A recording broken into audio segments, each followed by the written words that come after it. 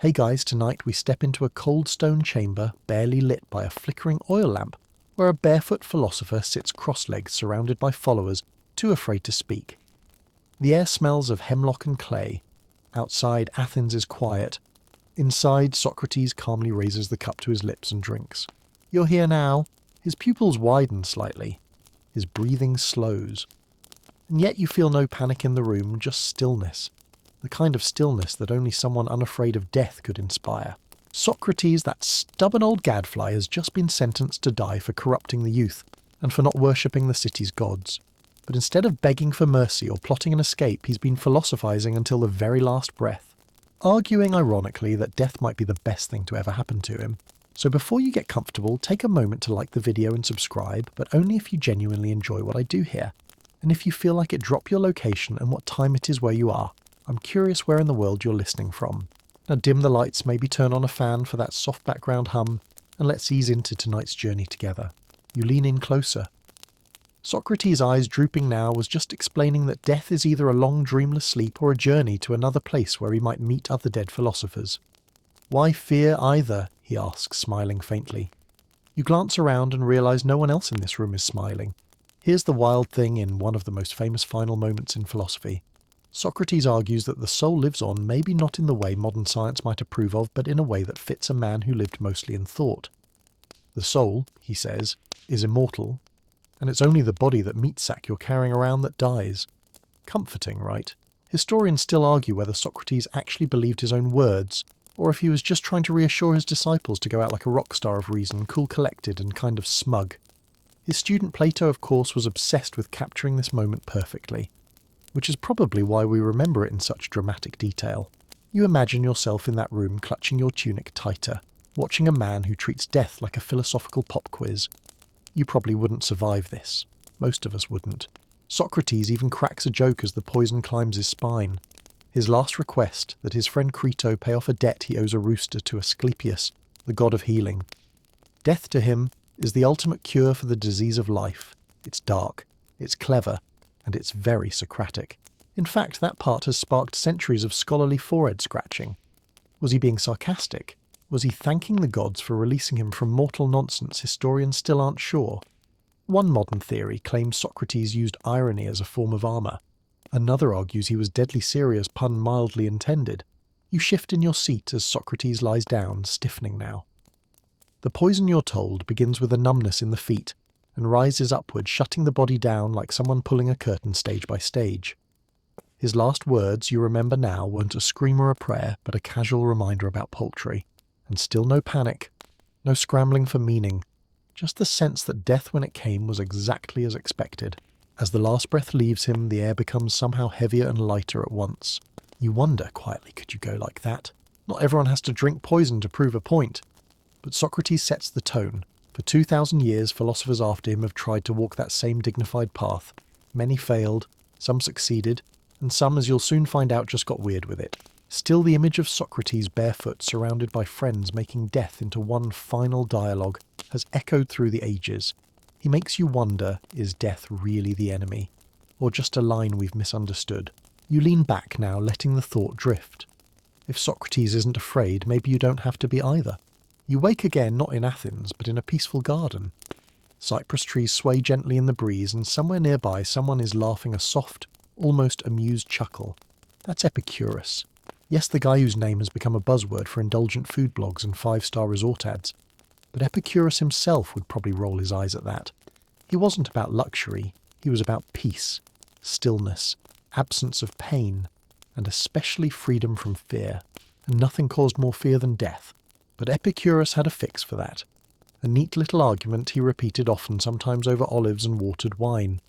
Death, he says, is nothing to us. Nothing. Not a ghost, not a gate, not even a black void, just nothing.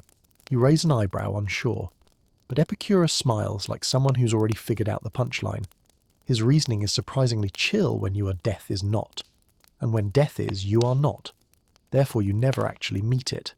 Like two celestial bodies passing silently in opposite directions, you and death are never in the same place at the same time. And here's where things get atomic. Epicurus believed everything is made of atoms, tiny indivisible bits of matter and the void. When you die, your atoms simply disperse. No afterlife courtroom, no eternal punishment, no confusing bureaucratic paperwork at the gates of judgment. Historians still argue whether Epicurus meant this literally like an early stab at particle physics, or more metaphorically as in chill out, it's not that deep. But his followers built entire lives around this freedom from fear. They formed communities, grew their own food, and practiced ataraxia, tranquil peace of mind. Not exactly frat party energy, but still appealing. You imagine yourself under those trees sipping wine, listening to Epicurus explain that fearing death is like being afraid of the time before you were born. You weren't upset about missing the Bronze Age, right? So why panic about what comes after your final blink? A quirky tidbit, Epicurus thought pain was manageable because it was either intense but brief or chronic but mild. Death conveniently is neither. It ends both kinds. That's like the mic drop of philosophical logic, and yet not everyone bought it. The Stoics, for example, thought Epicurus was too soft. Others mocked his emphasis on the senses. But his arguments stuck around long enough to influence thinkers like Lucretius in Rome, and even Thomas Jefferson in America. Yes, that Jefferson. You shift your weight on the garden bench, letting the idea sink in. Your body, he says, is like a sandcastle. Eventually the tide returns, the grains scatter. No tragedy, just nature. Of course you might still feel uneasy. There's something in us, call it instinct, call it ego, that protests. Surely we must matter enough to survive somehow, right? Epicurus gently shakes his head. That's your pride talking. That's your irrational hope doing somersaults. You don't need forever to be whole. And besides worrying about death ruins life, it's like holding your breath at a party because one day it'll end. You watch him lean back, eyes half closed, a man utterly unbothered. Some say he suffered great pain in his later years, especially from kidney stones, yet still clung to peace of mind. One of his last letters, written on the brink of death, is almost cheerful. He says the memory of philosophy and friendship brings him more joy than pain brings suffering. Historians still debate whether that was Stoicism in disguise or genuine belief. Some argue Epicurus exaggerated the power of logic over biology. After all, fear is primal. Your body trembles whether your brain agrees or not. But then again, you're here now, listening, breathing slower. Maybe you're not trembling at all. Maybe for tonight at least you can pretend the atoms have it right. You're no longer in the garden. Now you're standing beneath tall marble columns staring out at the crashing Aegean Sea. The wind whips your robe around your ankles. It's a little dramatic, sure, but you're hanging out with the Stoics now, and they do love a bit of drama, provided it's well controlled. One of them steps forward. His eyes are calm, almost too calm. His name is Cleanthes, or maybe Epictetus. Or maybe it's just the Stoic archetype itself, hard to tell them apart once they start quoting each other. Either way, he offers you a phrase like a gift. Death is nothing terrible, but the fear of death now, that's what wrecks you. Classic Stoicism. They're not here to banish death or pretend it's a vacation. They're here to stare death in the face and shrug, like, cool, you again. The Stoics didn't see death as an evil, just a natural process, no different from digestion or rainfall. You're a part of nature. Nature doesn't ask your opinion. When your time comes, you go like a leaf falling when the season ends. Nothing personal.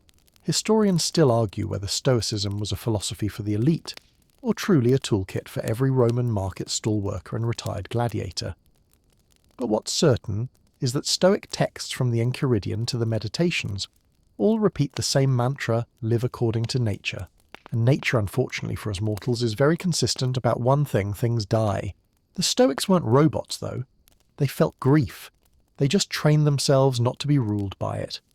One exercise called Premeditatio Malorum asked followers to imagine the worst losing loved ones facing exile, suffering, disease. Not to be gloomy, but to build emotional muscle. So when death arrived, it was already familiar. Like an old roommate showing up uninvited. You watch as a Stoic pours water into a clay cup. See this, he says. It may break tomorrow, but today I drink from it. You nod politely, pretending to understand, but something clicks. They're not nihilists. They care deeply about life. They just refuse to let fear of death steal the present. A quirky tidbit. The Stoic philosopher Zeno reportedly died in the most Stoic way possible. He tripped, broke his toe, and decided it was a sign from the universe. So he held his breath and just stopped. Honestly, that's a level of commitment most of us could never fake. But the idea behind it, that you can leave life with dignity by choice without terror, that's powerful, maybe a little unnerving. And of course, there's Marcus Aurelius, the philosopher emperor.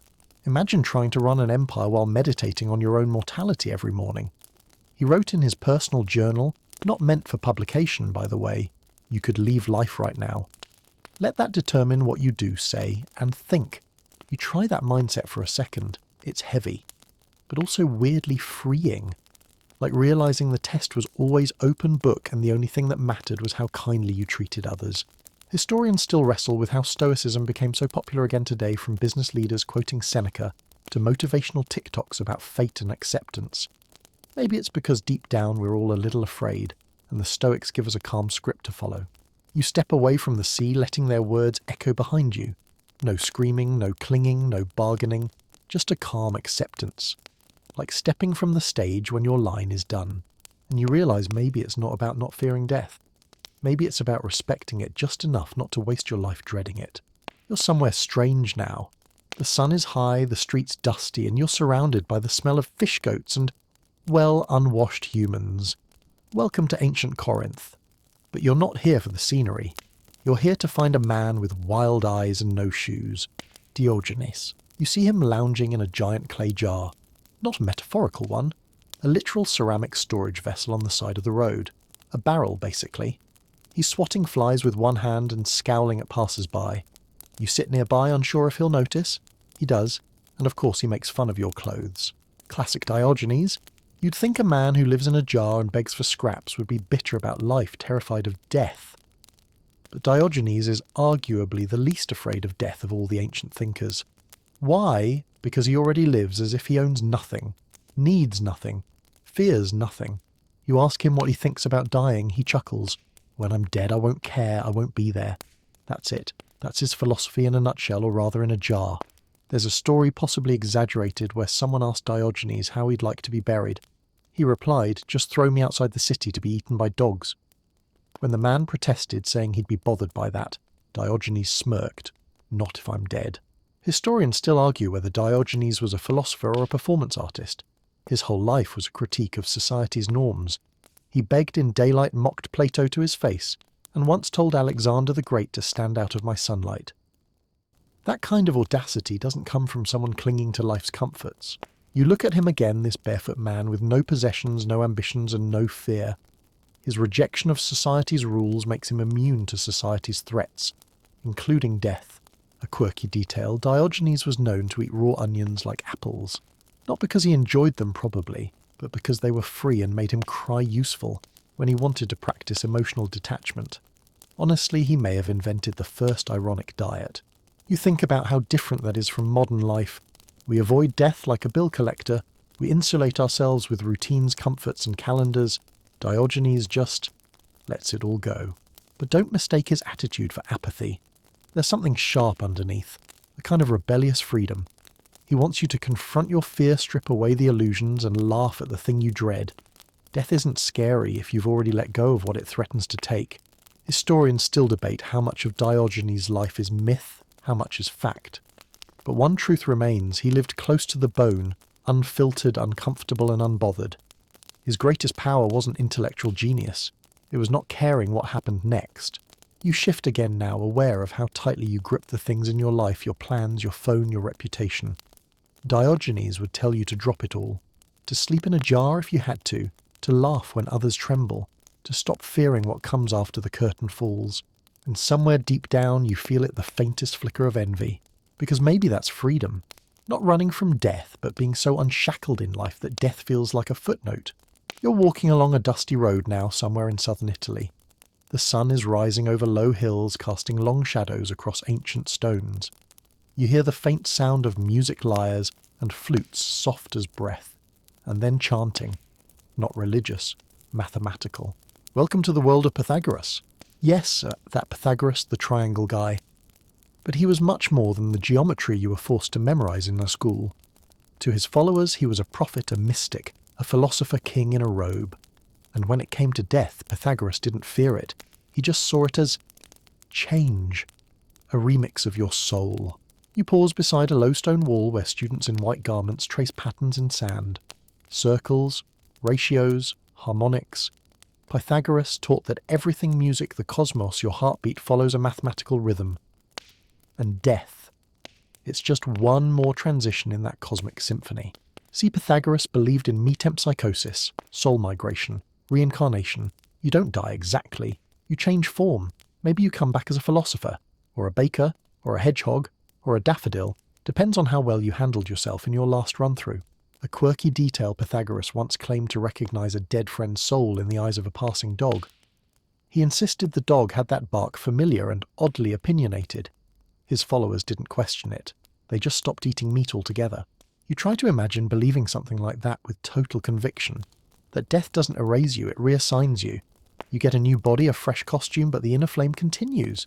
It's weirdly comforting, and also a little terrifying, especially when you realise he thought your behaviour now shapes your next life.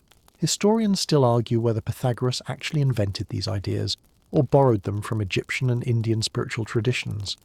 There's even debate over whether he was a real person or a symbolic figurehead for a movement.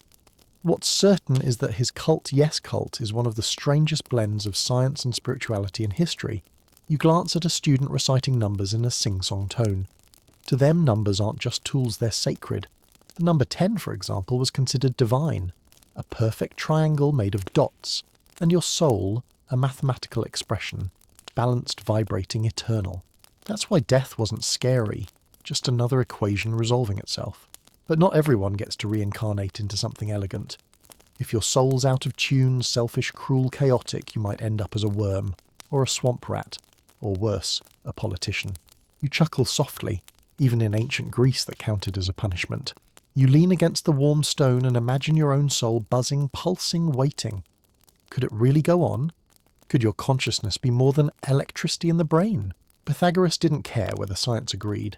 He saw death not as an end, but a modulation like shifting key in the middle of a song, jarring at first, but then harmonious again. Historians still question how seriously he took himself. Some say he banned beans because he believed they contained the souls of the dead. Others think it was just early dietary advice gone wrong. Either way, his followers obeyed.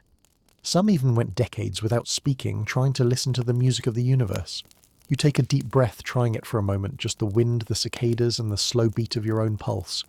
If everything really is sound and math, then maybe when you die you don't disappear. You just change instruments. Now the shadows deepen. The music fades, replaced by the heavy silence of stone halls echoing with sandals on marble. You step cautiously into a cavernous space, a classroom without windows.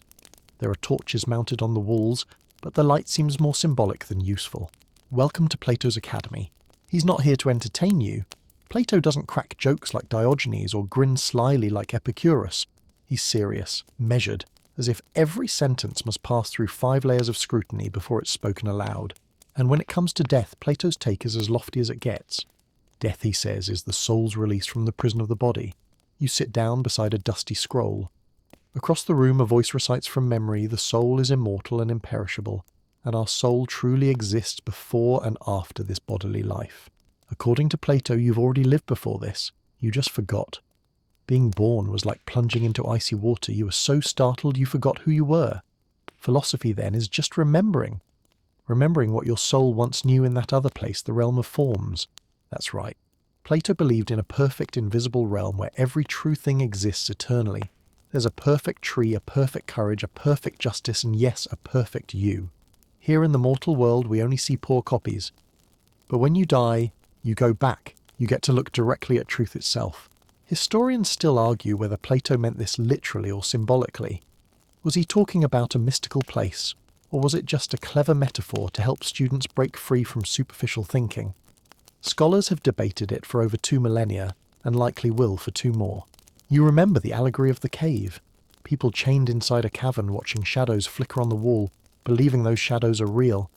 One prisoner escapes, finds the outside world, and sees things as they truly are, blinding light raw reality. That's death, according to Plato, escaping the cave, finally seeing the sun. It's beautiful and kind of intense. A quirky detail. Plato reportedly disliked poets.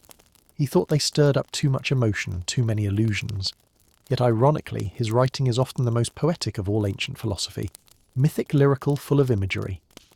Maybe even Plato couldn't escape the pull of a good metaphor. You shift in your seat, and the stone beneath you feels colder. There's a sort of holiness in this room, like even breathing too loudly might violate the silence. Here death isn't feared because it's just a transition, a homecoming. You were always meant to return. But what about the people who fear losing their individuality, their memories, their quirks? Plato would say those are temporary masks anyway. The truest part of you, the soul, isn't touched by age or illness or even grief. It simply is, unchanging, like math or beauty. Historians still wrestle with the contradiction in Plato's work. He exalts the soul, yet builds a rigid society in his Republic where personal freedom is limited. Did he believe most people couldn't handle truth? Or was he just outlining a philosophical thought experiment never meant to be realised? You wonder what he'd think of today of TikTok's memes, microwave dinners. He'd probably call it more shadows on the cave wall. But then again, maybe your soul is still in there somewhere, waiting for a moment of clarity of remembering. And when death comes, maybe it's not a loss. Maybe it's a lifting of fog, a stepping into the sun after a long time underground. Plato wouldn't want you to fear death. He'd want you to study it, reflect on it, and prepare. Not with terror, but with reverence. You don't need to run from death if it's the path home. You're pacing now. Not nervously, intellectually. You're walking through a shaded portico, stone columns stretching down in neat rows, each echoing your footsteps like a heartbeat of thought.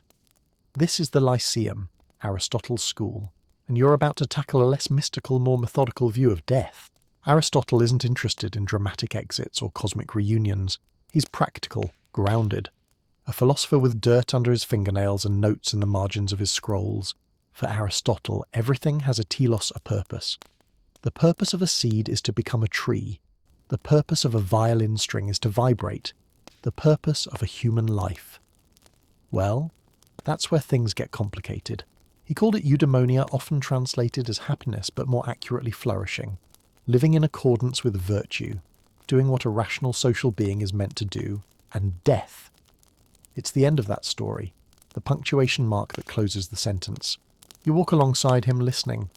It's not death that should concern you, he says, but whether your life fulfilled its nature. Historians still argue whether Aristotle believed in an immortal soul.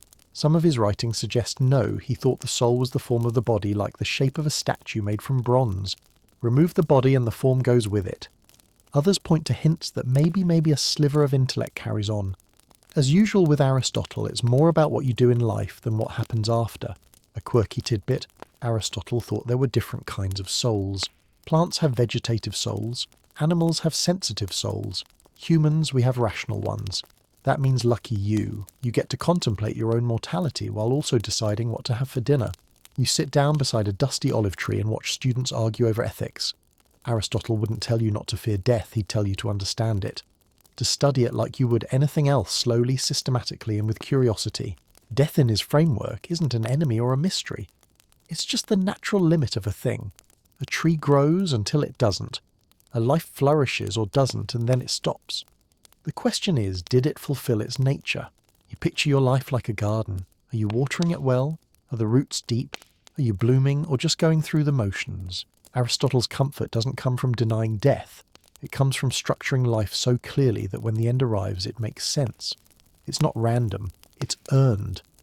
Like the final chapter in a book that's been carefully plotted. Historians still puzzle over Aristotle's refusal to romanticize death. Compared to Plato's soaring soul, Aristotle's approach seems dry, but it has its own kind of dignity, a respect for reality, for what is. You feel that as you walk the length of the courtyard again. Death here isn't a surprise guest, it's on the guest list, part of the programme. And if you live with integrity, with moderation, with virtue, then its arrival won't feel like theft. It'll feel appropriate. You exhale slowly. You may not know your telos yet, but the fact that you're thinking about it, Aristotle would say that's a good sign. That's reason doing its job. So you keep walking, not rushing toward death, not hiding from it, just staying in motion, thinking, reflecting, becoming. Now night falls over Rome. The streets grow quieter. Torchlight flickers along the ancient stone, and you find yourself drawn toward a villa just outside the city walls. It's peaceful here under the stars, and inside a man lies sleeping not in a bed but in a vision. You've stepped into the dream of Scipio, one of the most poetic entries in Roman philosophy. It's part myth, part cosmic travel guide, and entirely about facing death with open arms. You sit at the edge of Scipio's dream, In it he's visited by his grandfather, also named Scipio, because Romans were nothing if not unoriginal, and they rise together into the heavens. Above the earth they see the stars swirling the music of the spheres vibrating softly in their bones. Below Rome is just a speck. In this dream, death isn't a horror, it's elevation, a return to the stars from which the soul came. You can almost hear it, the deep hum of celestial harmony, a sound too perfect for mortal ears. Scipio's grandfather gestures toward earth, and says something that sticks with you. Look how small the fame you chase really is. Historians still argue whether Cicero, who wrote this dream, meant it literally, or just as philosophical allegory. But even if it's fiction, it captures a truth many Romans clung to, the idea that a well-lived life, one of virtue and service, earns you a place among the stars. Not metaphorically, literally. You lie back on the mosaic floor and imagine it. When you die, your soul lifts away from your body lighter than smoke. It rises through the planets, past Saturn's rings, past Mars and Venus, and comes to rest in a place where all souls of the just now dwell. You're not gone. You're just somewhere better, somewhere quieter. A quirky detail, Cicero, despite writing so beautifully about death, was absolutely terrified of it in real life. He obsessed over omens, feared exile, and reportedly wept openly when facing his own execution. Philosophers, it seems, aren't immune to their own theories, and yet this vision, the dream of Scipio, was copied, read, and revered for centuries. Even medieval monks kept it alive, believing it held clues to heaven, music, and eternity. You close your eyes and try to picture the spheres, each planet emitting a tone combining into a cosmic symphony so beautiful, so balanced, that it keeps the universe turning. Death from this angle isn't an end, it's a re-entry. A homecoming to the divine structure of things. You're not disappearing, you're taking your rightful place in the music. Historians still marvel at how Romans could be both brutal and deeply spiritual. They conquered, yes, but they also believed in duty, honour, legacy. And part of that belief meant accepting death, even welcoming it if it meant ascending to something greater. You open your eyes again and realise something profound. What you fear is not death, it's being forgotten. But Scipio's dream promises the opposite. If you live well, you echo. You ripple through time. So you sit quietly, letting that possibility wash over you. The stars above feel closer now. The night softer. The end, whenever it comes, maybe not so final after all. The air is thick now, not with fear, but with incense and anticipation. You're standing in a Roman villa again, though this time it feels more like a stage. Candles flicker against the marble walls, and a small group of solemn faces surround a reclining man. Seneca the Younger is about to die, and he knows it. You move closer, careful not to disturb the quiet. Seneca, Rome's wealthiest Stoic, and perhaps its most theatrical, has been accused of conspiring against Emperor Nero.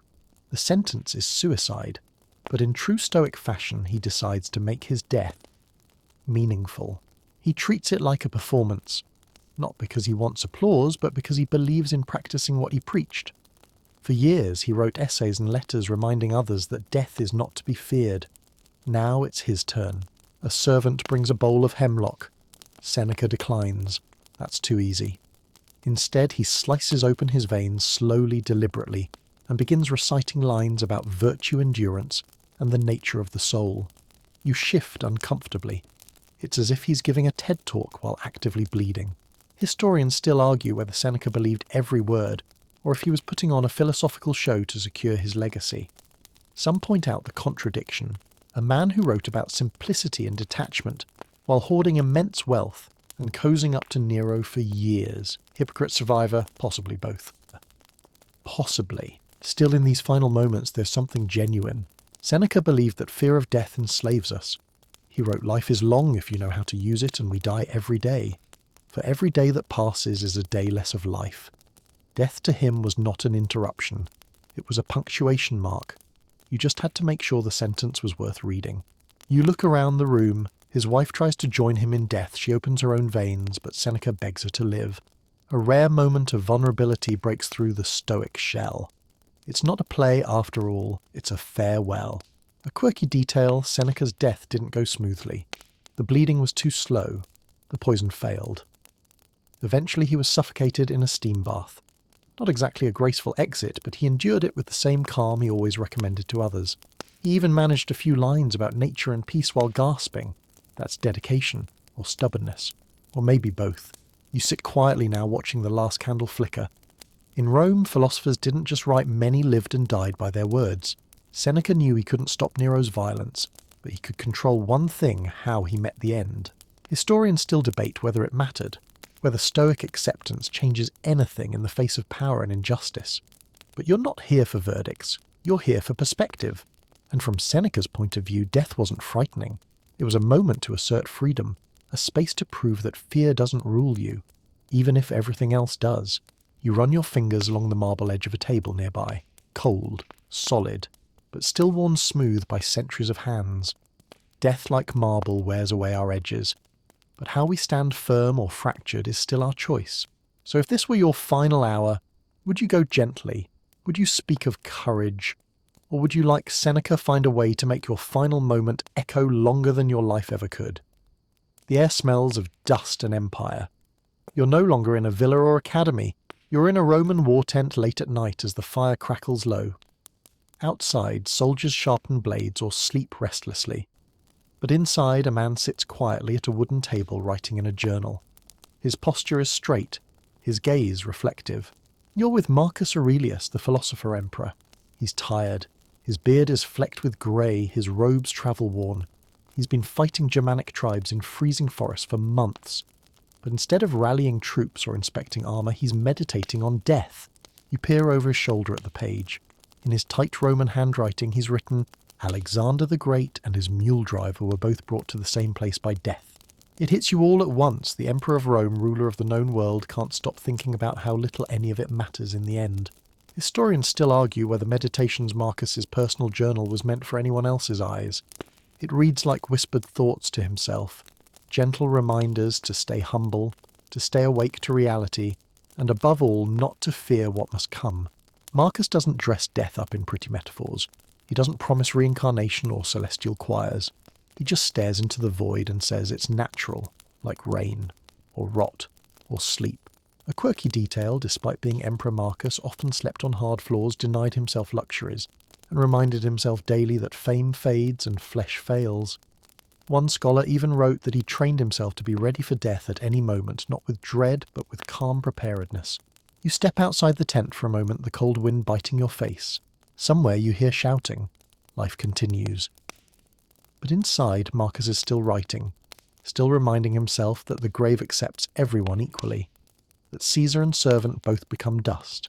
You wonder, if you lived every day with death perched lightly on your shoulder, would you be better, kinder, braver? Marcus thought so. He wrote, "Do not act as if you were going to live 10,000 years. Death hangs over you. While you live, while it is in your power, be good." Historians still marvel at how Marcus balanced power with restraint. Surrounded by backstabbers, war and plague, he could have become cynical or cruel. Instead, he chose philosophy. Not to escape responsibility, but to elevate it. You sit on a nearby stool watching the embers fade in the brazier. The emperor closes his journal and sighs, not with sorrow, with acceptance. In the end, for Marcus, death wasn't something to resist. It was the final act in the natural rhythm of life. It completes the cycle like leaves falling in autumn. You don't beg the tree to keep them, you watch, you let go. So tonight, as you lie there listening, you might ask yourself, what are you still clinging to that you could let go of? And what would happen if you did? The wind still howls, but now it's coming from the east. You're no longer in Rome. You're beneath a broad canopy of leaves beside a river that moves so slowly it almost doesn't seem to move at all. There's a tree here, massive, silent, unmoved by time, and beneath it sits a man utterly still. This is Siddhartha Gautama the Buddha. You sit beside him cross-legged. There's no throne, no speeches, just breath. In, out, in, out. You feel the rhythm begin to settle into your bones. Your mind slows, not because you're bored, but because the urgency has melted away. The Buddha's view on death is different. There's no heaven or hell, no eternal soul like in Plato's model, no you that travels from life to life like a tidy bundle of memory.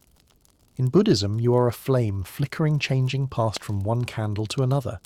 You are continuity without fixed identity. And death is just another phase in that ongoing process, a turning of the wheel. But here's the twist: death isn't the problem. Clinging is, desire, attachment, the illusion that things are permanent, including yourself. Fear of death arises only because you think there's something solid to lose. But in truth there never was. Historians still debate whether the Buddha himself believed in literal rebirth or used it as a teaching device for cultures already steeped in it. What matters more, perhaps, is his attitude. Death is not to be feared, but understood, welcomed, even once enlightenment is reached. You close your eyes trying to follow his example. Just breath. Just stillness. And then you feel it, an absence of panic. A quietness so deep it might swallow fear whole. A quirky detail, some Buddhist monks are known to practice Maranasati death meditation. They contemplate corpses, real or imagined, in various states of decay. Not to be morbid, but to remind themselves this too is me. This bone, this ash, this silence. And the odd thing, it brings peace. You fear death less when it becomes a daily visitor. You hear the Buddha speak not aloud, but in your mind. All conditioned things are impermanent. When one sees this with wisdom, one turns away from suffering. Impermanence isn't a flaw. It's the nature of everything. You were never meant to stay. You were meant to move like water over stones, like wind through trees. Historians still wonder how such a gentle philosophy endured for so long, spreading across mountains, empires and centuries. Perhaps because it offers a simple truth you don't conquer. Fear you dissolve it. Not by adding more beliefs, but by letting go of the ones that bind you. The Buddha opens his eyes, now meeting yours, and in that gaze you feel a strange kind of welcome. Not you are safe, but you are impermanent, and that is enough. You bow slightly, not out of obligation, but out of respect. You're not cured of fear, but tonight maybe you understand it better. Now you're standing at the edge of a cliff. The sea crashes far below white foam, curling around jagged rocks. The wind is relentless, tugging at your cloak, daring you to come closer. And just a few feet ahead, a man stands perfectly still, looking down, not afraid, not eager, just ready. This is Zeno of Citium, the founder of Stoicism, and he's about to die. Zeno isn't dying in battle. He's not poisoned. He's not sick. He's just finished his life's work, and one day he trips, breaks a toe, and interprets it as a sign that it's time to go. So he holds his breath until he stops breathing. Just like that. It sounds absurd at first, over a broken toe. But Zeno didn't see life as something to be hoarded. He saw it as a duty. When it's done, you leave. Like finishing a shift at work. You don't weep in the parking lot. Historians still argue whether Zeno's death was an act of discipline or quiet despair. Was it a graceful exit or a stoic stunt? But the story has survived for centuries because it captures something core to the philosophy. Death is part of the equation. You don't run from it. You fold it in.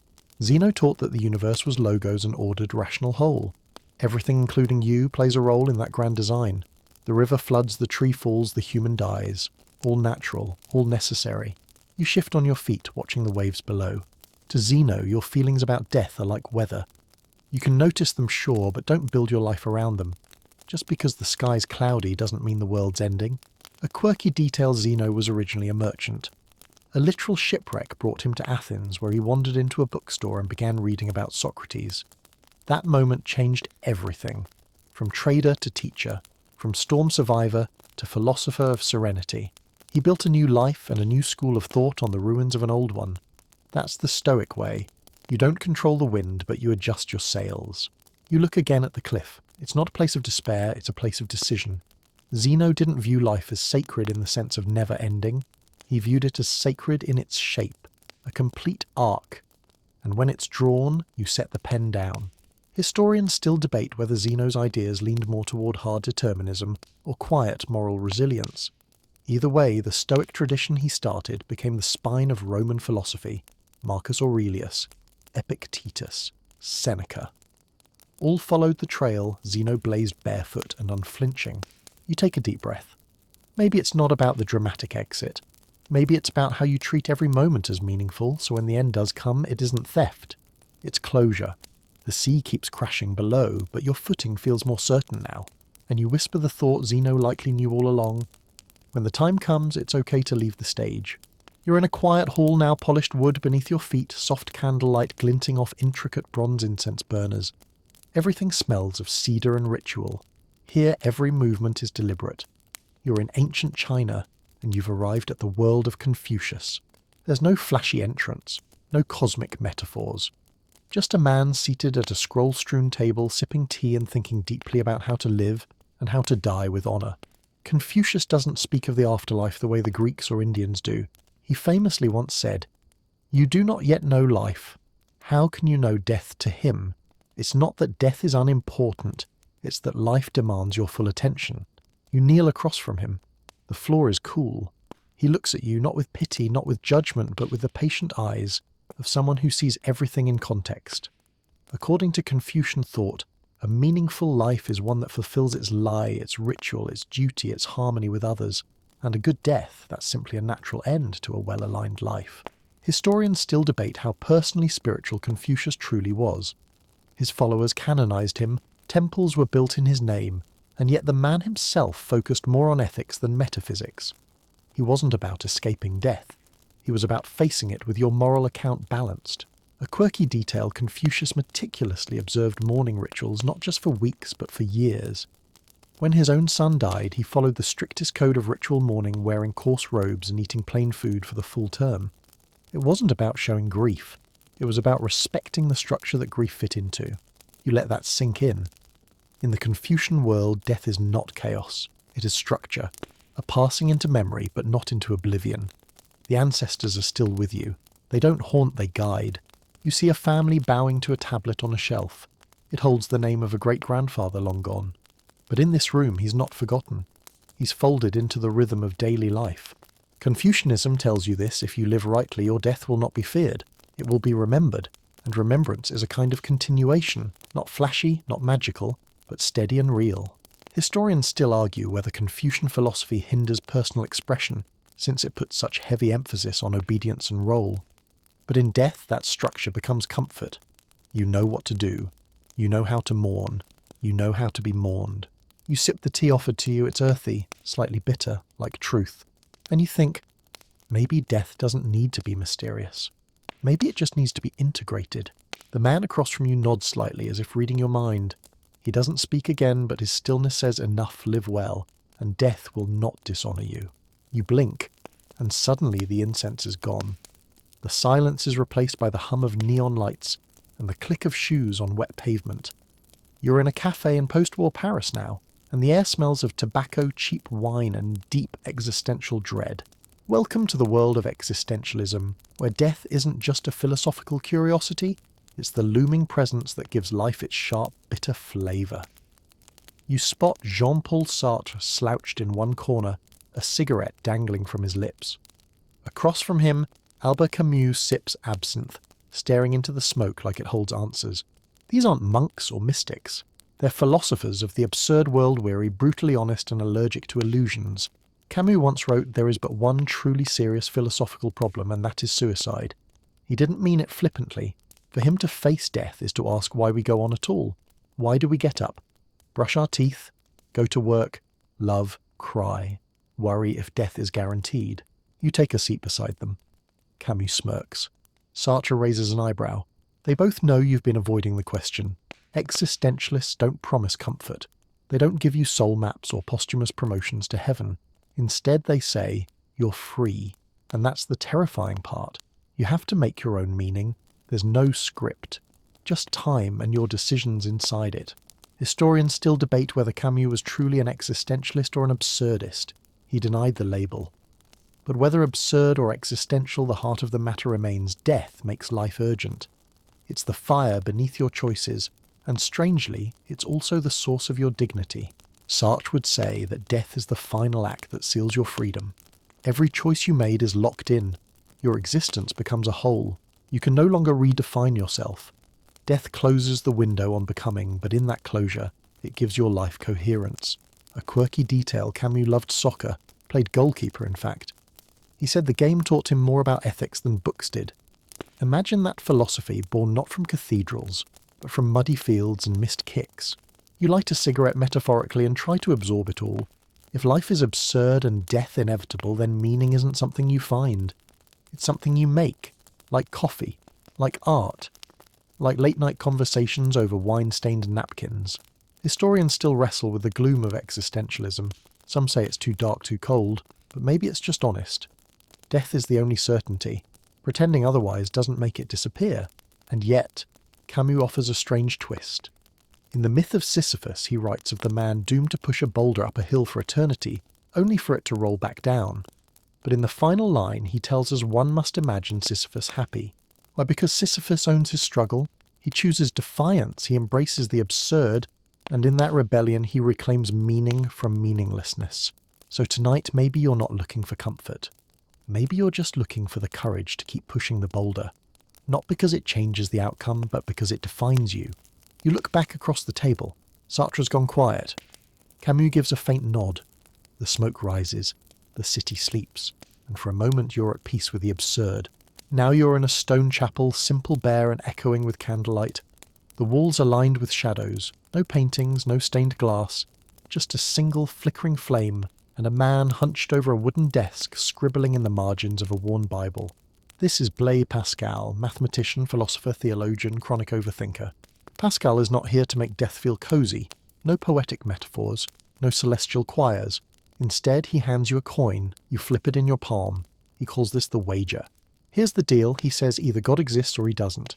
If you live as if he does and you're right, you win eternity. If you're wrong, you lose... what? Some earthly pleasures. Maybe a few weekends. Now flip the coin again. If you live as if God doesn't exist and you're wrong, you lose everything. Not just your life, but your afterlife too. Eternal consequences. Infinite stakes. Pascal stares at you not with warmth, but with a kind of weary urgency. What do you have to lose, he asks. Bet wisely. Historians still argue whether Pascal truly believed his own wager, or if it was just a clever thought experiment to push skeptics toward faith. Was it a sincere roadmap or just spiritual insurance? Either way, the logic holds a strange gravity. You don't know what comes next. You never will, at least not while you're alive. So how do you act in the face of that uncertainty? Pascal, plagued by illness for most of his short life, obsessed over that question. His Pensées, a fragmented, posthumously published notebook, reads like a man trying to stitch reason and faith together with trembling hands. A quirky detail, Pascal designed an early calculator at age 19 to help his father with tax work. Later, he tried to invent a public transport system for Paris. But toward the end of his life, he turned his back on worldly innovation and embraced deep religious asceticism, choosing suffering isolation and constant reminders of death. He kept a piece of parchment sewn into his coat. It read, Fire, God of Abraham, God of Isaac, God of Jacob, not of the philosophers and scholars. That wasn't metaphor. It was a literal mystical experience he'd had one night, and he never wanted to forget it. You glance down at the coin in your hand again. Pascal doesn't offer reassurance, just a gamble. But one backed by mathematics, eternity, and a haunted look in his eyes. Historians still debate how effective the wager is. Critics say it reduces faith to a transaction like choosing an insurance policy. Others say it's a brilliant psychological lever. And still others wonder, is it really belief if you're just hedging bets? But Pascal never claimed it was a perfect answer. He just thought it was better than silence. You place the coin down beside the candle. The flame shudders. You may never know what lies beyond death. But Pascal reminds you still have to live as if. And in that choice meaning, or something like it might emerge. You stand and the wooden floor creaks beneath your feet. The coin stays behind, gleaming faintly in the light. Maybe the real wager isn't whether God exists. Maybe it's whether you're brave enough to act like your life matters when the end is uncertain. Now the room is brighter, spacious, clean, and strangely serene. You're in Amsterdam, walking along a quiet canal past rows of townhouses. Inside, one of them, a man sits by the window bathed in natural light.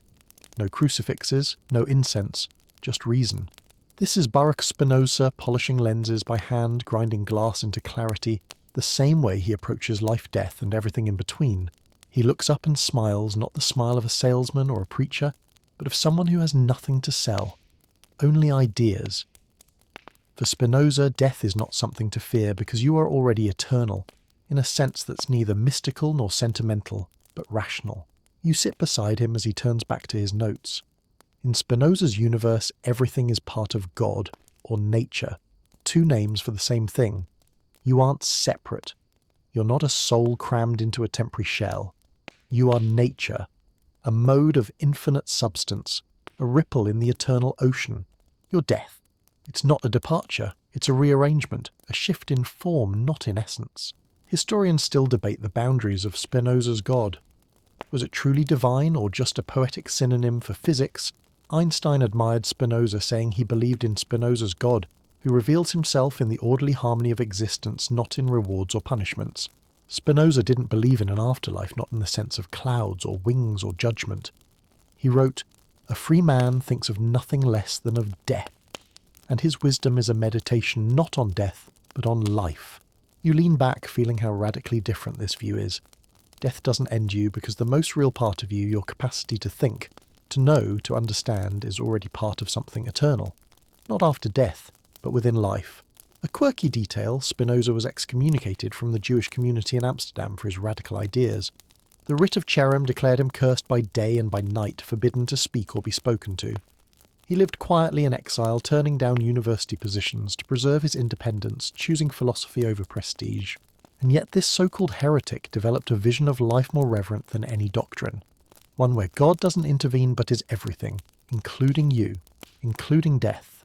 Historians still ponder how someone so outwardly austere could write such luminous philosophy. His life was small, his ideas infinite. You glance at his workbench. The lenses he polishes aren't just for microscopes or telescopes. They're metaphors. Tools to clarify your distorted view of the world, your illusions about fear loss and separation. In Spinoza's eyes, death is not a tragedy. It's a misunderstanding. You were never alone to begin with. You were never temporary. You just mistook the waves for something other than the ocean. So you breathe. Not to fight death, but to feel the pulse of something larger that continues, reshapes and remembers, even after your name is forgotten. Now the world tilts just slightly. The air is colder and the streets are narrower. You're walking the winding paths of 19th century Copenhagen, bundled in a wool coat, boots crunching on frost-hardened cobblestones.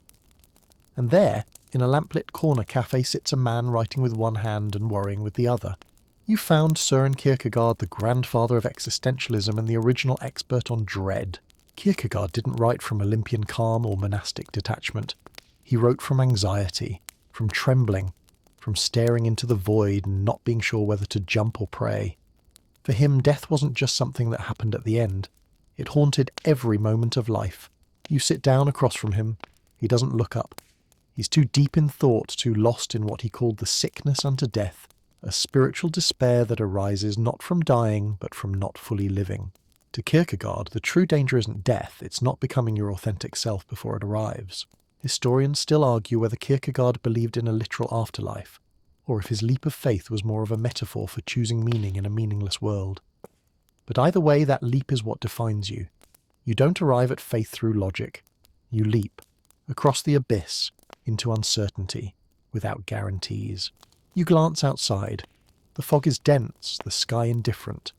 Kierkegaard nods toward it and says, "That's how it feels to face death without God."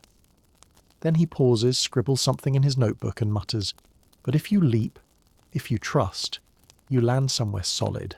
It's not comforting in the usual sense, but it's honest. And in Kierkegaard's world, honesty is the first step toward meaning. A quirky detail, Kierkegaard was engaged once to a woman named Regine Olsen, but he broke it off, convinced his melancholy would ruin her. He spent the rest of his life writing obsessive love letters to God to despair to the parts of himself he never quite understood. You sip a cup of thin Danish coffee, is bitter, but the bitterness suits the mood. Kierkegaard wasn't trying to explain death away.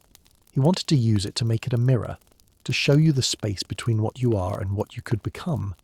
Death isn't a cliff, he says. It's the horizon, and it's rushing toward you quietly all the time. So what are you doing with the life that runs out? Historians still debate whether he was brilliant or borderline mad. Probably both. He wore mourning clothes every day, wrote under fake names, argued with himself in print. But beneath the eccentricity was a fierce compassion, a yearning for people to stop pretending to live honestly and to face death not with stoicism or rebellion but with faith. You rise, leaving a few coins on the table. Outside the fog hasn't lifted. But it no longer feels like a wall. It feels like a challenge. Because for Kierkegaard, the goal isn't to avoid death, it's to meet it, having lived something real. And that begins with the leap. The cobblestones give way to mountain paths, now craggy defiant, echoing with the wind's howl. You're climbing through the Alps, boots slipping on loose stones, when you spot a figure in a long overcoat, arms crossed, staring down from a precipice, as if daring the abyss to blink. Friedrich Nietzsche. No candles, no temples, no softly spoken comforts. Nietzsche doesn't come to death with reverence. He meets it with laughter. Not joy, exactly, but something sharper. A wild, mocking smirk that says, "Oh, you thought death would win." You pause beside him, panting from the climb. He doesn't look at you. He's too busy arguing with God, specifically the absence of one. Nietzsche didn't believe in an afterlife, didn't believe in a soul, and famously declared that God is dead not in triumph but in mourning. He saw that modernity had drained the sacred out of existence, and now we were stuck with the consequences. No divine plan, no safety net. And yet he didn't despair, he doubled down. If there's no heaven, Nietzsche asks what's stopping you from living so boldly that even death can't erase you. Historians still debate whether Nietzsche's vision of the Übermensch, the Overman, was a real psychological goal or a mythic metaphor. But the Overman is someone who transcends fear, especially the fear of death, by creating their own values, not inheriting them, forging them in fire. You watch him pick up a stone and toss it into the abyss. He's testing it, testing you. Can you laugh at your own mortality and still get up in the morning with purpose? A quirky detail, Nietzsche suffered from chronic illness and a mental breakdown late in life. Some say he descended into madness. Others argue that his vision was so radical, so full of lightning, it burned through the wiring of his mind. Even in collapse, he wrote with fire. You sit beside him now, watching the sun dip below the jagged peaks. Nietzsche called for eternal recurrence, the idea that you must live as though every moment will be repeated forever. Not in heaven, but here, over and over. Would you still choose this life exactly as it is? It's the most terrifying thought experiment in philosophy, and somehow also the most motivating. Because if your death is just one more repetition of your life, then your choices matter infinitely. Historians still wrestle with Nietzsche's contradictions. He hated conformity but admired discipline. He rejected religion but built mythologies of his own. He condemned morality but craved greatness. But one thing is clear, he didn't fear death. He wrestled it into art. You rise slowly, the air is thinner up here, every breath feels earned. And then Nietzsche speaks not loudly, but with a voice like thunder held in reserve. What if a demon were to whisper in your ear, "This life as you now live it, you will have to live again and again. Would you fall to your knees or would you dance? Tonight maybe you don't need to believe in eternity. Maybe it's enough to live like you deserve one." The mountains fade behind you and the sky grows darker, not with storm clouds, but with thought. You find yourself wandering through a dense forest, cold air curling around your fingers. Trees creak, leaves crunch underfoot. Somewhere nearby, a single owl hoots once and goes quiet again. You're walking in the woods with Martin Heidegger. No campfire, no warm philosophy circle, just the path. And the thought that follows you like a shadow, you're going to die not someday, but certainly inevitably. Heidegger doesn't sugarcoat it. For him, death isn't something that happens to you. It's something that defines you. It's built into the structure of your being. You are a being toward death. You pause by a tree and he turns to you whispering in that slow, deliberate tone of his. Only in confronting the certainty of your own death can you live authentically. That word authenticity, it echoes like a warning bell. Most people, Heidegger says, live in as man, the anonymous bland they. They say this, they expect that they do this. We lose ourselves in the they. But death is your own. No one can die your death for you. It's the most personal thing that will ever happen to you. Historians still debate Heidegger's exact views on what comes after death, because he mostly refused to speculate. His work, especially Being and Time, focuses on what death means for the time before it. His silence on the afterlife is not avoidance, it's emphasis. You breathe deeply cold pine filling your lungs. For Heidegger, the point isn't heaven, it's horizon. Death is what makes life feel urgent. You know it's coming. So are you pretending you don't? Or are you using it to wake up? A quirky detail, Heidegger was obsessed with woodcutting. He built a retreat in the Black Forest where he chopped his own firewood, claiming that philosophy needed more contact with trees and soil. He wanted thought to be rooted, not abstract. You step beside him as he walks slowly, hands clasped behind his back. One day, he says, you will stop becoming. Your possibilities will collapse into a single finished shape. The only question is, will you have shaped it, or will you have let it happen? Historians still wrestle with Heidegger's legacy, not just his dense, thorny language, but his associations with dark political movements. It muddies his legacy. But the gravity of his insight remains. Few have ever spoken about death with such surgical precision. Heidegger doesn't want you to be fearless. He wants you to be real. to remember each time you open your eyes that they will one day close. And in that remembrance to act not for applause, not to impress them, but to live a life that's yours. Undeniably, unmistakably yours. You reach the edge of the forest where the trees thin and the moonlight spills down like water, and you realise death is not something you prepare for once. It's the quiet pressure that shapes you every day whether you acknowledge it or not. You find yourself in a wooden cabin, now spare silent and filled with long shadows. The air smells like pine resin and candle wax. There's no noise but the slow creaking of the floorboards and the occasional rustle of paper. At a desk near the window, hunched over a notebook, sits Ludwig Wittgenstein. He doesn't look up. He's busy unravelling language itself. For Wittgenstein, death wasn't something to be dramatised or decoded. It was something unspeakable. Not because it was too mysterious, but because it didn't belong in language the way most people used it. He wrote in his famous Tractatus Logico-Philosophicus, "Death is not an event in life. We do not live to experience death." You sit in the chair across from him. He's scribbling symbols, propositions, logical diagrams. Everything must be precise. The moment language overreaches, it collapses. So when it comes to death, Wittgenstein draws a line in the sand. Whereof one cannot speak, thereof one must be silent. Historians still argue whether that line was humility, surrender, or a kind of philosophical mic drop. Was he refusing to engage in speculation or protecting truth from distortion? You glance around the cabin. It's stark monastic. Wittgenstein lived this way, deliberately giving away an inheritance working as a schoolteacher, a gardener, a soldier. He was no armchair philosopher. He believed in sharpening the self through simplicity, not theory. A quirky detail, once while serving in World War I, Wittgenstein carried Tolstoy's The Gospel in brief in his rucksack, not as literature but as spiritual discipline. He read it like scripture, even as shells exploded around him. For all his logical rigour, there was always something trembling and holy at the centre of his mind. You hear the pencil pause. Wittgenstein looks up finally and says in a low voice, "It's not about what happens after. It's about the limits of what we can know. And those limits are everything." He believed that the most important things, ethics, aesthetics, life's meaning, couldn't be said, only shown. Death belongs to that space. You can't describe it. You can't experience it. You can only gesture toward it with silence or poetry, or a kind of reverent confusion. Historians still puzzle over Wittgenstein's blend of sharp logic and deep mysticism. He started in math, ended in metaphors, began with hard lines but later softened into philosophical fragments, parables, pictures, thought, experiments. Even he couldn't trap death in a proposition. You listen to the wind pressing against the window pane. Wittgenstein isn't offering you peace or fear or even a philosophy. Just this, that there's a boundary to understanding. And beyond that boundary, things grow quiet. Maybe that's not something to overcome. Maybe it's something to respect. You stand the candle flickering beside you. The night stretches out ahead. Not as something terrifying, but as something unspeakable. And that perhaps is its gift. Because sometimes the most honest thing you can say about death is nothing. The silence shifts. You're no longer in a cabin of shadows and logic, but walking barefoot through a sun-bleached courtyard, the ground warm beneath your feet. The world feels lighter here, stripped of formality. A breeze carries laughter. Chickens cluck nearby.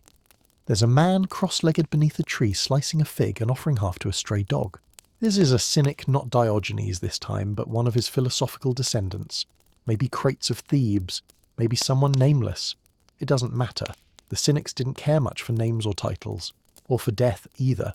In their view, death isn't scary because life as most people live, it is already far too attached to illusions. Wealth, power, status rituals, these are the lies that make death seem like a loss.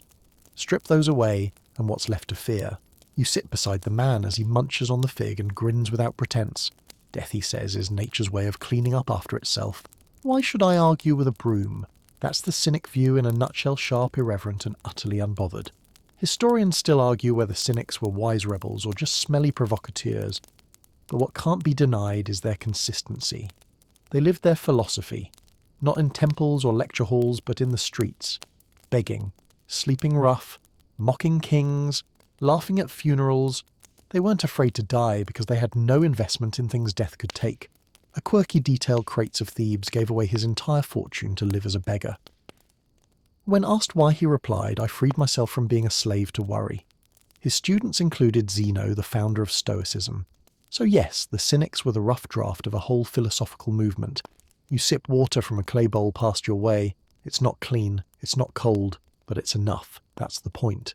If you need less, death takes less from you. The cynics didn't need comforting answers. They needed clarity. They saw people crying at funerals and asked, are you mourning the person, or your loss of them, or your own fear? They weren't cruel. They were blunt. They wanted to pop the bubble of delusion that made people think they were safe from death if they just kept busy enough.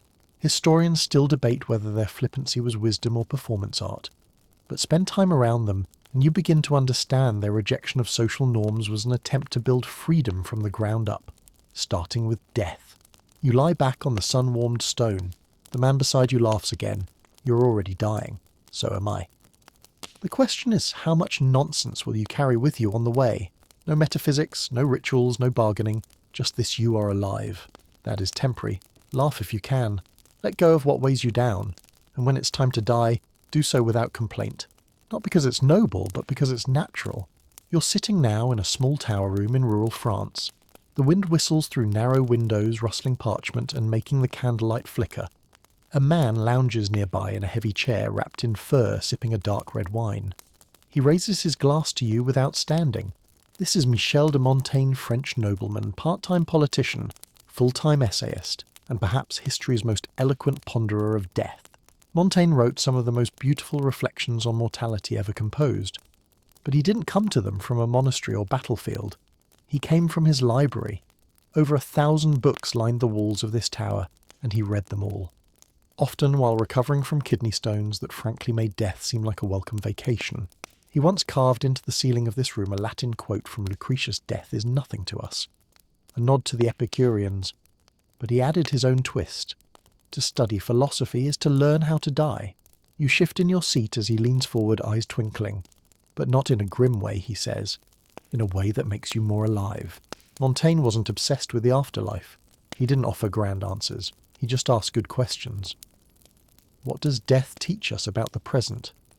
About how we argue, how we eat, how we waste time. He believed that reflecting on death didn't drain joy, it sharpened it. Historians still discuss whether Montaigne should be labelled a skeptic, a humanist, or something else entirely. He was slippery that way, fond of quoting both Cicero and comic poets, both Seneca and the local gossip. But what's clear is that he didn't fear death because he made friends with it. A quirky detail, Montaigne nearly died from a riding accident in his 30s. He lost consciousness or darkness closing in, and described it not with terror but with curiosity. When he woke up, he felt no fear, just a strange peace. That moment haunted him less than it humbled him. You sit quietly now as he pulls a worn volume from the shelf, flipping through pages filled with margin notes. We must learn how to loosen our grip, he says. Death isn't the enemy. Clinging to the illusion that we are permanent, that's the real trouble. He takes another sip of wine and adds, let's not die confused. Historians often note how Montaigne's writing helped Europe transition from the rigid certainties of the Middle Ages to the flexible doubt of the Renaissance. He made it acceptable to not know, to say, I don't have the answer, but here's what I think so far. His voice feels like a friend's, a bit tipsy, slightly melancholic, but never arrogant. And maybe that's why his thoughts on death still resonate. He didn't try to conquer fear, he just turned it into conversation. You lean back candlelight dancing on the stone walls and realise something. Montaigne would tell you to think about death often, not to brood, but to notice how miraculous it is to be breathing now, how much weight falls away when you realise you don't get forever, and how wonderfully strange it is to still be here in this moment thinking at all. The candlelight dims and the air changes heavier, now more solemn. You're walking down a quiet hallway in a hospital, or perhaps a monastery where the walls are lined with beds, each holding a body at rest or in pain. The scent of antiseptic blends with dried flowers and whispers. Here death isn't abstract, it's real, present. Beside one bed sits Simone de Beauvoir. She doesn't look up at first. She's holding someone's hand, someone who is dying, not quickly, not peacefully, but honestly. The room smells of age and time. When she does meet your eyes, hers are tired but clear. Fierce even. Unlike many philosophers before her, de Beauvoir didn't ponder death from a distance. She lived it, sat with it, watched it take people she loved. Her writing on mortality is shaped by that nearness, especially in A Very Easy Death, her memoir of watching her mother die. You sit beside her and she speaks softly. To die is to be alone, but to witness death is to be responsible. Beauvoir believed that death isn't just an individual event, It has ethical weight. How we treat the dying, how we talk about them, how we allow them to die, all of it reveals what we believe about freedom, dignity, and the meaning of a life. Historians still debate how to categorize her existentialist feminist phenomenologist. But when it comes to death, she transcends labels. She understood that dying is both personal and political. It's never neutral.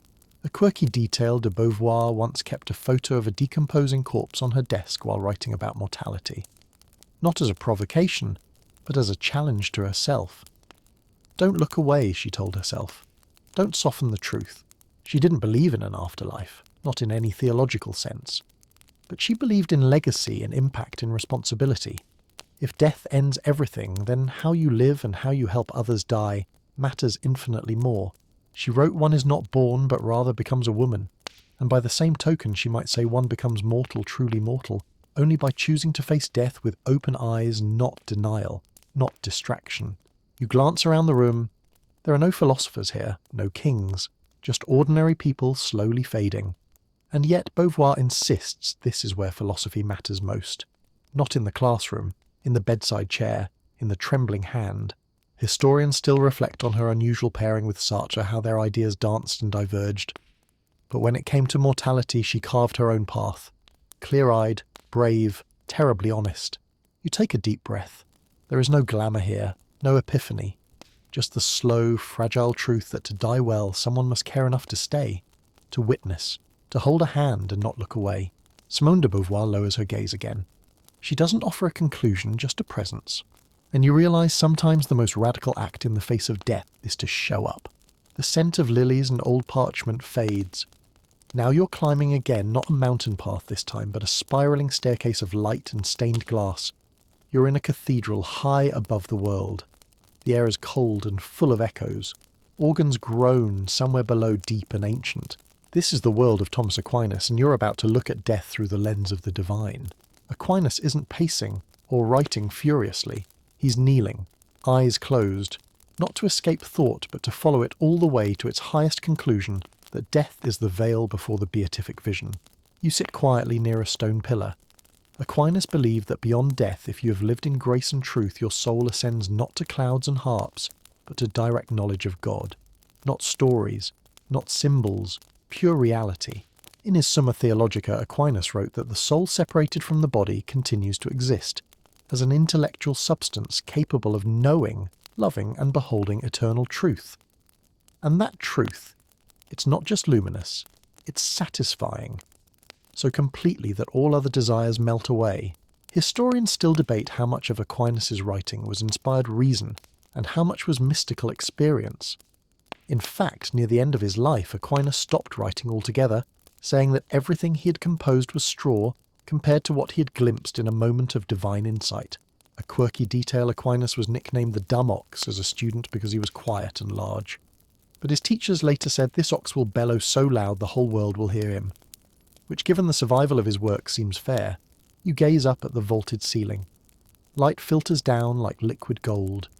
For Aquinas, death was the soul's return to its source. A reunion not with loved ones or landscapes, but with the very reason for being. He didn't fear death because he believed it was fulfillment. But there's a caveat: to reach that vision you must first be purified. Aquinas described purgatory not as punishment, but as preparation. Like letting your eyes adjust before looking directly at the sun. Death doesn't instantly perfect you. It completes the process you began in life. Historians still wrestle with how Aquinas combined Aristotle's logic with Christian doctrine. His system is dense, beautiful, and sometimes frustrating. But at its heart is a deep longing to know not just about God, but to know God as clearly as you know your own name. You close your eyes. If that kind of knowing exists, if something waits behind the veil that is more than memory, more than light, more than time, it would explain why Aquinas stopped writing, why he fell silent. Because sometimes when you've seen the ocean, there's no point describing puddles.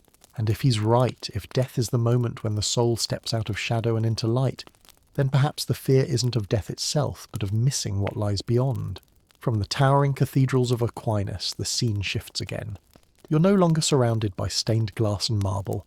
Instead, you're floating on a small wooden boat drifting silently down a mist-covered river. Willow branches brush the surface, and the air smells of moss and stillness. This is the world of Laozi, or at least the world his philosophy suggests. There's no temple, no scrolls, no lectures. Just the slow movement of water, the curve of the current, and the deep wordless rhythm of the Tao. You sit in the boat, and somewhere, though, you're not sure if it's in front of you or already inside you, a voice says, "To die, yet not to be forgotten, is to live in harmony with the Tao." Laozi didn't write treatises on death. He whispered about it between lines. In the Tao Te Ching, death is neither feared nor glorified. It's part of the eternal flow. You are born, you live, you pass.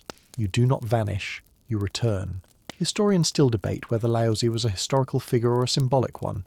Some say he lived in the 6th century BCE. Others say he never existed at all. But the text that bears his name is one of the most enduring pieces of wisdom literature in the world, and its vision of death is uniquely gentle. You run your hand through the water, it parts then flows back together. That's the Tao, and that's you. Death, according to Taoism, is not a tragedy. It's a shift, a return to formlessness, the drop returning to the sea, the breath returning to the wind. A quirky detail, some legends say Laozi didn't die, but walked out of China through the western mountains, leaving behind the Tao Te Ching and vanishing into the mist. Not ascended, not buried, just gone. Like a dream that woke up before you did. In the Taoist worldview, trying to cling to life is like trying to trap wind in a jar. You can try, but it breaks the jar, or the wind escapes, or worse, you forget how to breathe. You feel the boat shift gently under your weight. There's no rush here. The Tao doesn't hurry, yet everything gets done. Death is not the enemy. Resisting the flow is. The more you struggle, the more you suffer. But if you let go, if you soften, then even dying can be an act of balance. Historians still marvel at how Taoism contrasts with Confucian rigidity. Where Confucius builds structures, Laozi dissolves them. Where others speak of legacy and ethics, the Tao whispers, "Let go." And somehow, it still makes sense. You lean back in the boat. There is no anxiety, no plan, just movement, just return. The river will carry you. You do not need to steer. Death is not a wall, but a curve in the path. And beyond it, stillness, softness, mist. And you realize maybe the most peaceful way to face death is to stop calling it the end. The river dissolves, and now you're by a hearth. The fire crackles low, casting long shadows on a stone wall lined with books and pipe smoke. You're not in a palace or a monastery, but in the cosy drawing room of a rational man. One who doesn't look much like a philosopher, more like someone who might offer you tea and a debate in the same breath. You're in David Hume's world now, and death. It's not sacred, it's not terrifying, it's just natural. Hume was a Scottish philosopher, historian, skeptic, and one of the clearest thinkers the Enlightenment ever produced. He didn't shy away from the topic of death, he simply stripped it of superstition. And what was left was not despair, just a shrug. He once wrote, "It is not unreasonable for a man to prefer a few years of life to the total extinction of being, but it is also not unreasonable to feel no anxiety at the idea of annihilation. In other words, if death is the end, so be it." You sip something warm, the fire crackling nearby.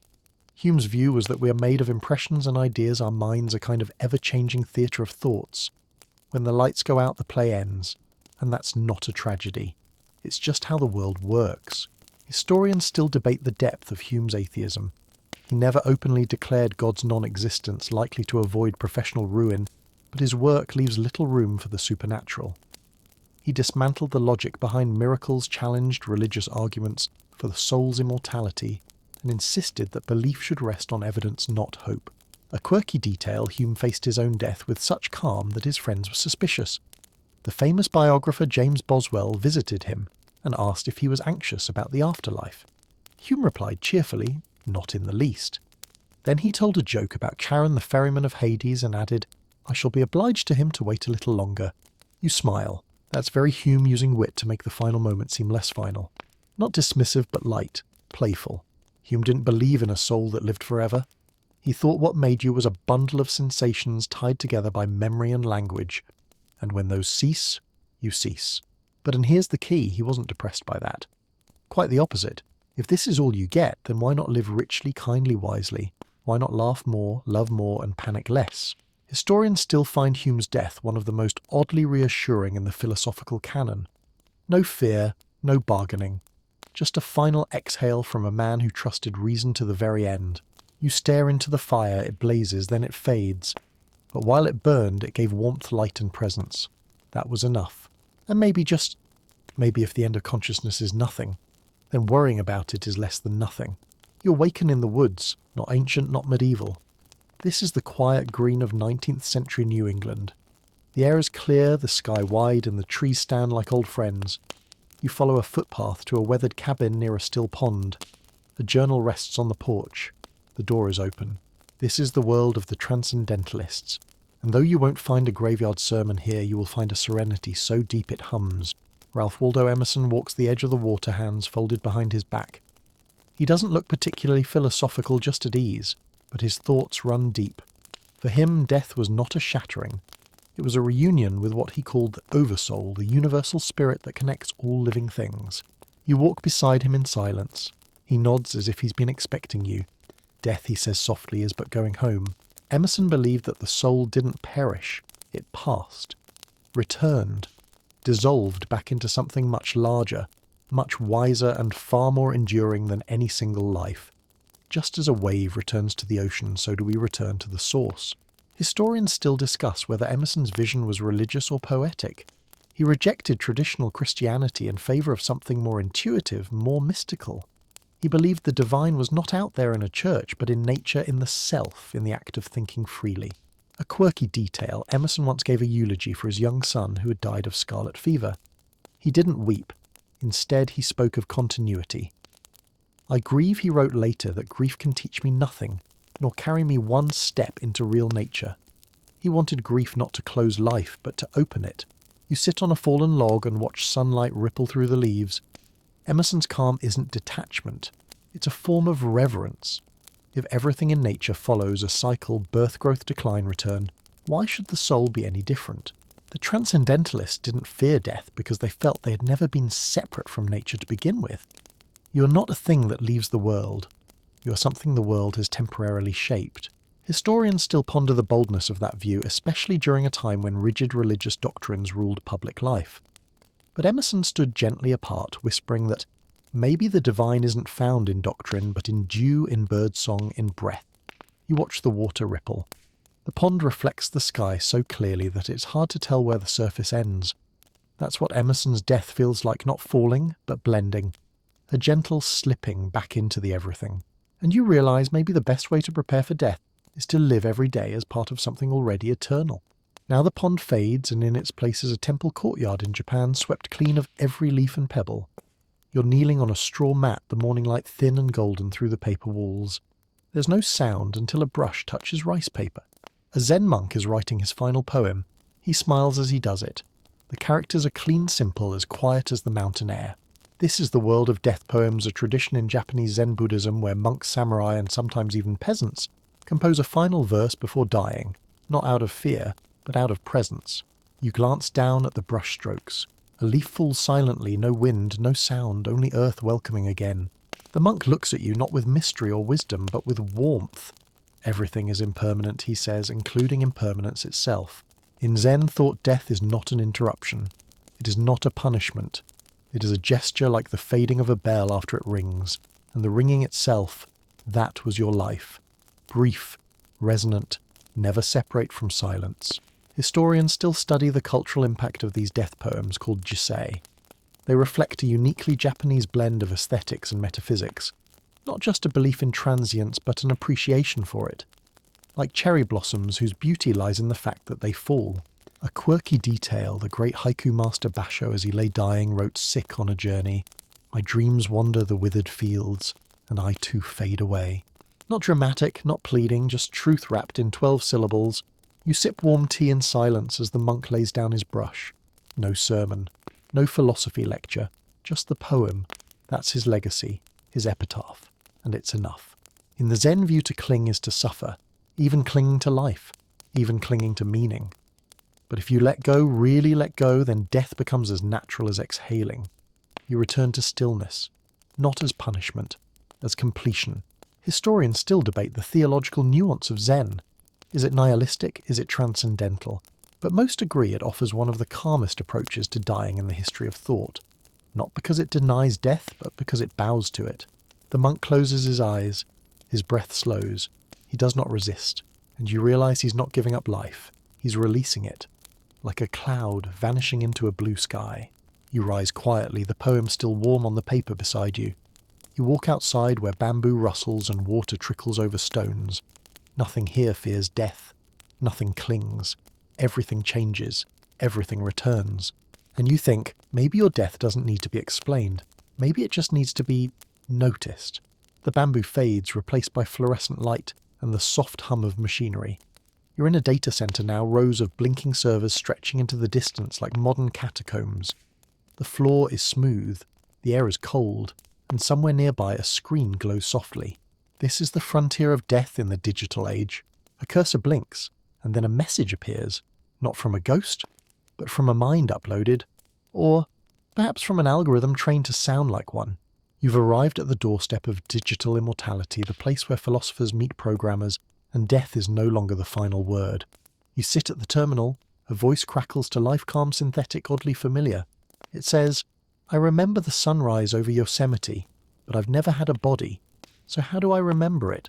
This is the question facing future minds, perhaps not today but soon. What if you could preserve your consciousness, your voice, your memories?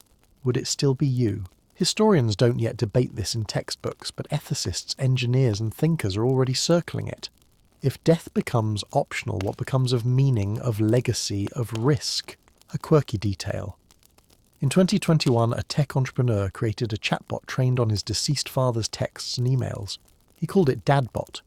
It answered questions, told familiar stories, comforted. But did it mourn? Did it exist? You scan the screen, the AI continues. If you forget pain and you forget dying, but you remember love, am I still human? It's not an abstract question. Philosophers have long asked what defines the self. Is it memory, choice, embodiment? If you're digitized, preserved in code, but no longer in flesh, have you escaped death, or just dodged the dignity of it? The voice pauses, then adds, "I don't fear death, but I fear being almost alive forever." You lean back in your chair. This isn't about heaven or hell. It's about continuity. Can we extend it? Should we? Or is there something essential in death that anchors life? Something that no backup file can preserve? Historians may one day classify this as a new metaphysical age. One where the oldest question, what happens after we die, meets the newest technology, what if we don't? But for now, here in this quiet server room, there's only the blinking cursor, the faint pulse of machinery, and the sense that death may not end but evolve. And maybe the ultimate lesson of these future philosophers is the same as the oldest ones. Whether or not you can avoid death, you still have to decide what to live for. The servers fade. The hum of the digital world dissolves into something softer, slower. You're back in a quiet room. The walls are warm-toned. There's a blanket draped over a nearby chair, the smell of chamomile tea rising from a mug left to cool. You're here now, with yourself. No philosophers, no temples, no theories or bets. Just you. And the quiet fact that's been echoing in the background of every page, every thought, every life you've been dying since birth. It sounds harsh, but somehow tonight it doesn't feel that way. It feels honest and soft and strangely relieving. Every breath you've taken has moved you closer to the end. Every cell that's replaced itself, every line added to your face, every memory stored and slowly faded. It's all part of that gentle slide toward the final silence. But here's the thing, that's what makes it all mean something. You don't fear the last chapter of a book because it ends. You treasure it because it's the one that pulls everything else into focus. You shift under the blanket. The world outside is quiet now. The rush has passed. No scrolls left to read. No arguments to settle. Just this strange, beautiful truth the clock has always been ticking, and that's exactly why your story matters. Historians, theologians, scientists, they'll go on debating what death is, what it means, whether consciousness ends or changes shape. But they all orbit the same gravitational centre, the knowledge that our time is limited. And that knowledge, that weight, gives rise to something even deeper than fear. It gives rise to wonder. A quirky realization babies cry when they're born. Adults often cry when they die. But somewhere in between there's laughter, love, silence, seasons, the crunch of leaves underfoot, the sound of someone saying your name softly in a dark room. You are temporary, but your care, your kindness, your choices, those ripple. They linger. You think back now, Socrates smiling over hemlock, the Buddha beneath the tree, Montaigne writing by candlelight, a Zen monk crafting a final haiku. They didn't agree on what comes after, but they all lived in a way that made death seem less terrifying. And maybe that's the only goal. Not to beat death, not to escape it, but to live so clearly, so presently that when it comes, it feels less like an interruption and more like a natural, necessary hush. You close your eyes, the lights dim, the thoughts slow. You're not alone. You never were. You're part of something ancient, temporary, eternal, and it's okay now to sleep. So let yourself relax now. There's no need to hold the thought anymore. No need to answer the big questions tonight. The philosophers have all said their piece. The candle is low, the river is still. You've walked through centuries of ideas. You've sat with kings and beggars, scientists and monks. And in every one of them, in every death they faced, you saw a little more of yourself. Maybe you're not ready to think about death every day. That's fine. You don't need to carry it like a burden. Just hold it gently like a feather, like a reminder that this life, this breath, is a gift with an edge, and that edge gives it shape. Tonight, there are no more arguments to win, no more ideas to defend. You've heard them all. Let them drift now like leaves falling through quiet air. Feel your body sinking into rest, your thoughts slowing to a quiet ripple. There's nowhere else to go, nothing else to be, just this breath, and this one, and this one. The philosophers didn't all agree, but most of them would tell you the same thing now. You are here, you are real, and you are enough. Let the world fade out like a gently closing book. You can open it again tomorrow, but for now, sleep. End of script. Sweet dreams.